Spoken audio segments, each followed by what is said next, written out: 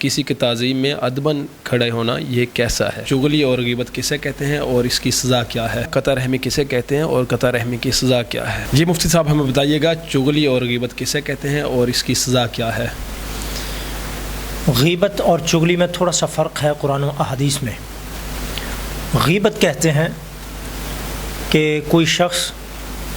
کسی کے عیب کو، کسی کی برائی کو، یعنی اپنے مسلمان بھائی کے عیب کو، اس کی برائی کو، اس کی عدم موجودگی میں کسی اور کے سامنے بیان کرے جس کو وہ ناپسند کرتا ہے۔ ذکر کا اخاک بما یکرہ، رسول اللہ صلی اللہ علیہ وسلم نے مختصر سے الفاظ میں اس کی وضاحت فرمائی کہ غیبت آپ اپنے مسلمان بھائی کا ذکر اس انداز سے کریں کسی اور کے سامنے اس کی عدم موجودگی میں کہ جس کو وہ ناپسند کرتا ہے، اگر تو وہ اس کے اندر عیب پایا جاتا ہے تو یہ غیبت کہلاتی ہے۔ آپ کو چاہیے کہ آپ اس کی غیبت نہ کریں، اس کا گناہ، بلکہ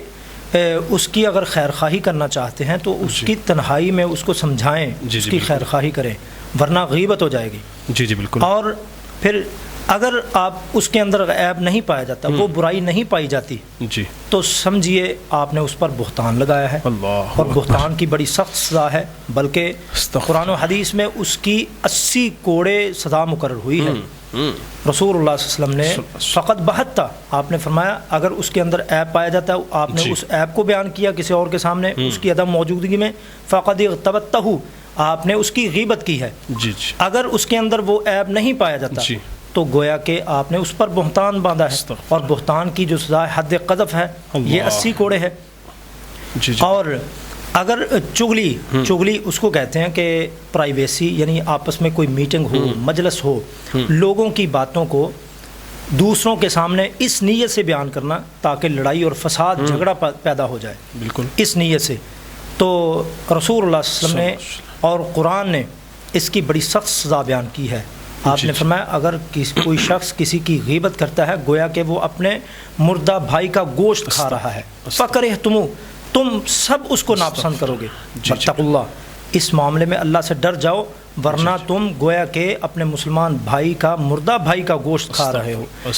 کوئی اپنے بھائی کا گوشت کھانا پسند کرے گا؟ کوئی مردہ جانور کا، جو حلال جانور ہے وہ مر جاتا ہے، ذبح کیے بغیر مر جائے، اس کا گوشت کھانا بھی ناپسند کرے گا؟ چاہے جائے کہ کوئی اپنے مسلمان بھائی کا، مردہ بھائی کا گوشت کھائے، تو یہ بڑی سخت سزا ہے۔ بلکہ ایک مرتبہ اللہ کے رسول صلی اللہ علیہ وسلم قبرستان سے گزر رہے ہیں تو وہاں پر 2 قبروں کو عذاب ہو رہا ہے، ان کو عذاب ہو رہا ہے۔ رسول اللہ صلی اللہ علیہ وسلم کی سواری نے اس قدر بدکنا شروع کر دیا، صحابہ کہتے ہیں ہمیں خدشہ لاحق ہوا کہ ہو سکتا ہے اللہ کے رسول صلی اللہ علیہ وسلم کو یہ سواری نیچے گرا دے، نقصان پہنچا دے۔ تو رسول اللہ صلی اللہ علیہ وسلم نے صحابہ سے کہا کہ میرے صحابہ پریشان کیوں؟ صحابہ نے کہا یا رسول اللہ صلی اللہ علیہ وسلم اس طرح آپ کی سواری نے اچانک بدکنا شروع کر دیا، ہم نے یہ ماجرا کبھی نہیں دیکھا۔ تو رسول اللہ صلی اللہ علیہ وسلم نے فرمایا آپ کو معلوم نہیں ان 2 قبروں میں جو لوگ ہیں ان کو عذاب ہو رہا ہے؟ صحابہ نے پوچھا وہ کس وجہ سے؟ آپ نے فرمایا ایک شخص ان میں وہ ہے جو چغلی کیا کرتا تھا، غیبت کیا کرتا تھا، لوگوں کی غیبت، ادھر کی ادھر، ادھر کی ادھر، یعنی لڑائی اور فساد۔ لا يدخل الجنت نمام، آپ نے فرمایا جو چغلی کرنے والا شخص ہے وہ کبھی بھی جنت میں داخل نہیں ہوگا، کیونکہ اس کی نیت ہی یہ ہوتی ہے لوگوں میں فساد، لوگوں میں دھنگا اور لوگوں میں جھگڑا پیدا ہو، فساد کی نیت سے وہ لوگوں کو بتاتا ہے۔ بالکل۔ تو اس لیے ان گناہوں سے بچنا چاہیے، یہ معمولی نہیں ہے، بڑے خطرناک گناہ ہیں۔ اس کی سزا دیکھیں کتنی بڑی ہے۔ قطع رحمی کسے کہتے ہیں اور قطع رحمی کی سزا کیا ہے؟ جی محترم محمود بھائی، آپ نے بہت اچھا سوال کیا ہے۔ قطع رحمی، یہ اس کا مطلب یہ ہے، قطع یقطع کا معنی کاٹنا، توڑ دینا، اور رحمی کا مطلب ہے رشتہ داری کو، یعنی رشتہ داری کو توڑنا، رشتہ داری کا خیال نہ کرنا، حسن سلوک سے پیش نہ آنا، اس کو کہتے ہیں قطع رحمی۔ وہ اپنا ہو، غیر ہو، قریبی ہو، دور کا ہو، وہ کوئی بھی ہو، اس سے بد کرداری پیش کرنا، اس سے بد سلوکی سے پیش آنا، زبان درازی سے پیش آنا، اس کو قطع رحمی کہا جاتا ہے۔ حدیث میں آتا ہے رسول اللہ صلی اللہ علیہ وآلہ وسلم نے فرمایا کہ جب اللہ تبارک و تعالیٰ نے رشتہ داری کو پیدا کیا، یعنی رحم کو پیدا کیا، تو اس نے اللہ سے گزارش کی اے اللہ رحم معلقۃ بالعرش، یہ رحم جو ہے یعنی رشتہ داری جو ہے اللہ کے عرش کے ساتھ لٹکی ہوئی ہے، اور یہ کہتی ہے من وصلنی وصلہ اللہ، جو شخص مجھے ملائے گا اللہ تبارک و تعالیٰ اس کو ملائے۔ اللہ، رحم کا تعلق رحمت سے ہے، یعنی اللہ تبارک و تعالیٰ اس کو اپنی رحمت کے ساتھ جوڑ دے گا، نصیب کر دے گا، گویا کہ اس کو اللہ تبارک و تعالیٰ کی رحمت جو ہے حاصل ہو جائے گی۔ سبحان۔ اور جو شخص من قطعنی قطعہ اللہ، جو شخص مجھے کاٹے گا، میرا خیال نہیں کرے گا، رشتہ داری کو توڑے گا، اللہ تبارک و تعالیٰ اس کو توڑ دے گا۔ اس کا مطلب یہ ہے کہ جو شخص رشتہ داری کا خیال کرے گا، اپنوں کا خیال کرے گا، اپنوں کے ساتھ اچھے اخلاق سے پیش آئے گا، اچھا کردار پیش کرے گا، حسن سلوک سے پیش آئے گا، حسن خلق سے پیش آئے گا، تو اللہ تبارک و تعالیٰ اس کو اپنی رحمت کے جوار میں جگہ عطا فرمائے گا۔ اور جو شخص اس کو توڑے گا تو اس رحمت نے گویا کہ رشتہ داری نے اللہ سے بد دعا کی اس کے خلاف کہ اللہ تبارک و تعالیٰ بھی اس کو توڑ دے گا۔ تو یہ اس کا بڑا گہرا تعلق ہے اللہ کی رحمت سے۔ جو شخص چاہتا ہے کہ مجھے اللہ کی رحمت مل جائے، اس کو چاہیے اپنوں سے، غیروں سے جو ہے اچھے اخلاق سے پیش آئے۔ رسول اللہ صلی اللہ علیہ وسلم نے اسی چیز کی طرف توجہ دلائی ہے۔ آپ صلی اللہ علیہ وسلم کا اخلاق دیکھ کر اور سن کر بہت سے ایسے لوگ جو جابر کہلوانے والے، وہ بھی اسلام قبول کرنے پر مجبور ہو گئے۔ قرآن مجید نے مختصر الفاظ میں اس کی جامع تعریف بھی فرمائی ہے اور اس کی سزا بھی بیان کی ہے۔ الذین ینقضون عہد اللہ من بعد میثاقہ ویقطعون ما امر اللہ بہ ان یوصل، یہاں پر بھی ملانے کا جو اللہ تبارک و تعالیٰ نے حکم دیا ہے، ملانے سے مراد رشتہ داری کو ملانا۔ دو گناہ ایسے ہیں جن کا اگر خیال نہ کیا جائے، جن کی پاسداری نہ کی جائے تو انسان گھاٹے اور خسارے میں پڑ جاتا ہے۔ ایک رشتہ داری کو نہ ملانا، اور ایک ہے کہ جو لوگوں میں فساد اور دنگا قائم کرنے کی کوشش کرتے ہیں، زمین میں فساد اور خرابہ کرنے کی کوشش کرتے ہیں، اولئک هم الخاسرون۔ رسول اللہ صلی اللہ علیہ وسلم نے فرمایا جو شخص چاہتا ہے کہ اس کی عمر میں، اس کے رزق میں برکت ہو، وَيُنْسَأَ لَهُ فِي أَثَرِهِ، اس کی عمر میں بھی برکت ہو، تو اس کو چاہیے فَلْيَصِلْ رَحِمَهُ، وہ رشتہ داری کو ملائے، اچھے اخلاق سے پیش آئے۔ بہترین نسخہ ہے۔ جو چاہتا ہے میرا رزق تنگ ہے، اس کو چاہیے رشتہ داروں سے اچھا کردار پیش کرے، ان کے ساتھ تعاون کرے۔ جو شخص چاہتا ہے میری عمر میں برکت ہو، میرے مرنے کے بعد بھی لوگوں کی زبان پر میرا نام ہو، یعنی مجھے یاد کریں اچھے الفاظ سے، ان کو چاہیے کہ وہ صلہ رحمی کرے۔ جی ناظرین، قطع رحمی اور صلہ رحمی، مطلب یہ چھوٹا سا ہم نے مختصر سے یہ پروگرام آپ کے سامنے رکھا۔ کسی کی تعظیم میں ادباً کھڑے ہونا یہ کیسا ہے؟ جی محترم، ہمیں یہ پتہ ہونا چاہیے کہ ایک ہوتا ہے ادب، ایک ہوتا ہے تعظیم، دونوں میں فرق ہے۔ دونوں میں اس طرح فرق ہے کہ رسول اللہ صلی اللہ علیہ وسلم نے فرمایا من سرہ ان یتمثل لہ الرجال فلیتبوأ مقعدہ من النار۔ یہ حدیث ان لوگوں کے لیے ہے جو لوگ اپنے ذہن میں یہ سوچتے ہیں کہ میں کہیں پر جاؤں، لوگ میری تعظیم کے لیے مجھے بڑا جانتے ہوئے، چونکہ میرے پاس عہدہ ہے، میرے پاس مرتبہ ہے، میرے مرتبے کو دیکھ کر لوگ میری تعظیم کے لیے کھڑے ہو جائیں، تو اس سے تکبر پیدا ہوتا ہے۔ یہاں پر یہ بھی بات یاد رکھیے کہ جو شخص یہ پسند کرے اس کے لیے یہ وعید بیان ہوئی ہے، اس کو چاہیے کہ اپنا ٹھکانہ جہنم میں بنا لے۔ فَلْيَتَبَوَّأْ مَقْعَدَهُ مِنَ النَّارِ۔ یہ تعظیم ہوتی ہی وہاں پر ہے جہاں پر کسی شخص کا مرتبہ بڑا ہو یا عمر میں بڑا ہو، اس کی تعظیم کے لیے لوگ جو ہے کھڑے ہو سکتے ہیں۔ یہاں پر کھڑا ہونا بالکل نامناسب ہے، ناجائز ہے، درست نہیں ہے۔ یہاں پر ایک اور حدیث لوگ کوٹ کرنے کی کوشش کرتے ہیں، جیسا کہ مرزا محمد علی انجینئر، جس کی کم علمی کی یہاں سے وضاحت ہو سکتی ہے، آپ کو اندازہ ہو سکتا ہے، کم علمی کی یہاں سے وضاحت ہو سکتی ہے، آپ کو اندازہ ہو سکتا ہے کہ اس نے ایک حدیث بیان کی کہ جب جنگ خندق میں سیدنا سعد بن معاذ رضی اللہ تعالیٰ عنہ زخمی ہوئے، جب ان کو سواری پر سوار کیا گیا اور ان کو اتارنے کے لیے جب وہ وہاں پر پہنچے تو انصار کو رسول اللہ صلی اللہ علیہ وسلم نے فرمایا قوموا الی سیدکم، قوموا الی سیدکم، کہ اپنے سردار کو سواری سے اتار کر لے کے آؤ، یعنی اپنے سردار کے پاس جاؤ تاکہ سہارا بن سکے، ان کی مدد کرو، ان کو اتار سکو، چونکہ وہ زخمی ہے۔ یہاں پر مرزا صاحب نے بڑی کم علمی کا مظاہرہ کیا، ان کو یہی پتہ نہیں کہ الا اور لی میں فرق کیا ہے۔ رسول اللہ صلی اللہ علیہ وسلم نے یہ فرمایا قوموا الی سیدکم، اپنے سردار کے پاس جاؤ، سواری سے ان کو اتارو، ان کو سہارے کی ضرورت ہے، نہ کہ آپ نے فرمایا کہ ان کی تعظیم کے لیے کھڑے ہو جاؤ۔ آپ نے تو یہ فرمایا کہ ان کے پاس جاؤ سہارا دینے کے لیے، ان کی مدد کے لیے۔ تو انہوں نے اس سے استدلال کرنے کی کوشش کی کہ گویا کہ رسول اللہ صلی اللہ علیہ وسلم نے ان کو قوموا الی سیدکم فرمایا، لہذا اس سے تعظیماً کھڑا ہونا جائز ہے، جبکہ تعظیم کے لیے نہیں ہے، وہاں پر تو ان کو سہارا دینے کی ضرورت تھی، وہ زخمی تھے، ان کو اتارنے کی ضرورت تھی، اگر وہ خود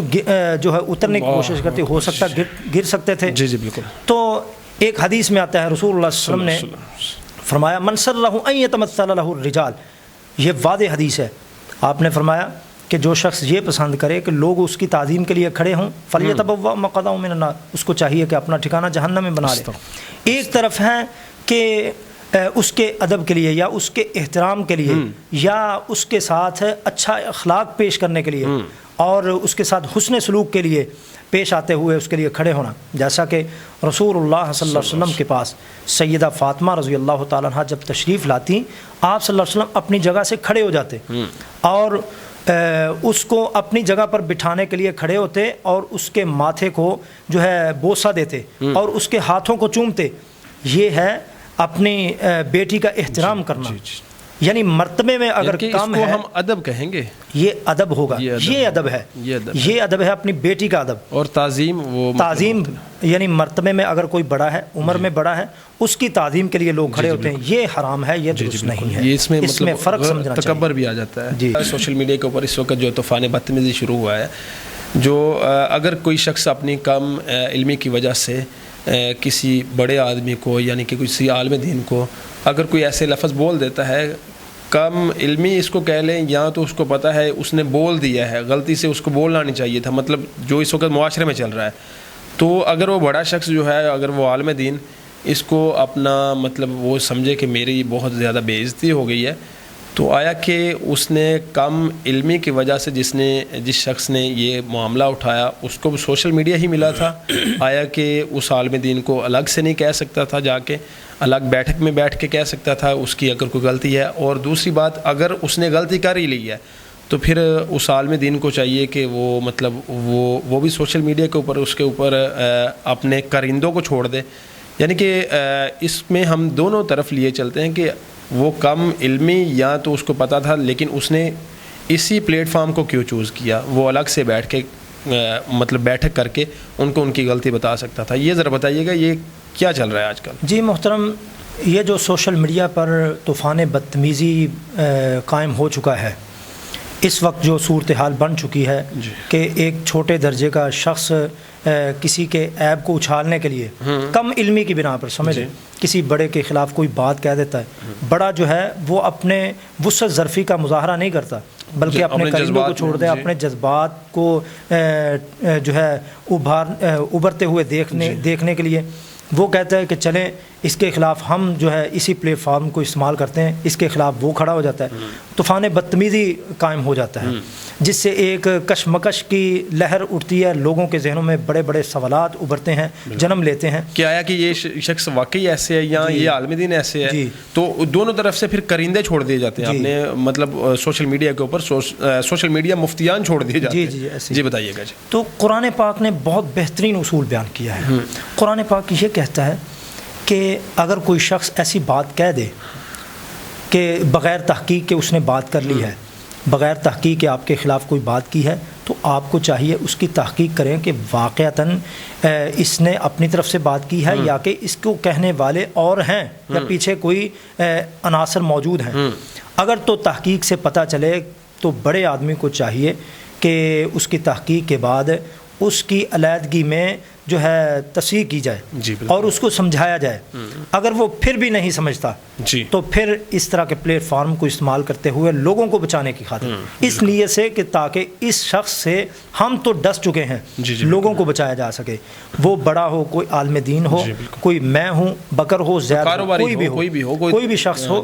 اگر اس کی ذات میں آ جاتا ہے الذین ینقضون عہد اللہ من بعد میثاقہ ویقطعون ما امر اللہ، وہ غیبت کی صورت میں ہو، چغلی کی صورت میں ہو، ہمیں وہاں پر ایسا کردار ادا کرنا چاہیے تاکہ لوگوں کے ذہنوں میں سوالات نہ ابھر سکیں، سوالات جنم نہ لیں، بلکہ ہمارے کردار سے، ہمارے اخلاق سے، ہمارے حسن اخلاق سے، ہمارے ایسے کردار سے لوگوں کے ذہنوں میں یہ بات پیدا ہو جائے کہ دیکھیے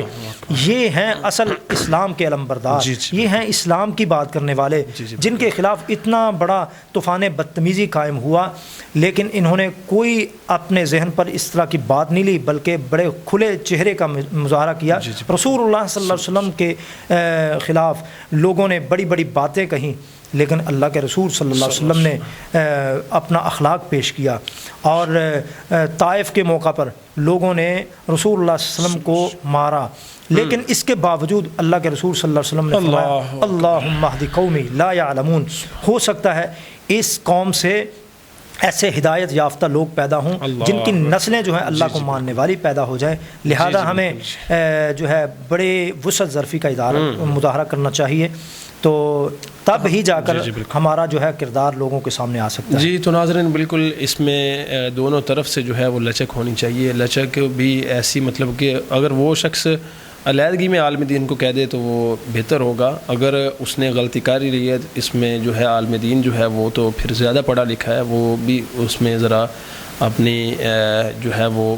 جذبات کو نہ ابھارے، بلکہ اس کو طریقے کے ساتھ وہ سمجھائے۔ پھر اس میں یہ بات وہی بات آ گئی نا کہ اس میں فرق محسوس ہوگا پڑھے لکھے گا اور ان پڑھ کا۔ تو بالکل مزید اس طرح کی ویڈیو کے لیے چینل سبسکرائب کریں اور جتنا بھی ہو سکے اس ویڈیو کو پھیلائیں اور اپنے لیے صدقہ جاریہ بنائیں، ہو سکتا ہے کوئی ایسے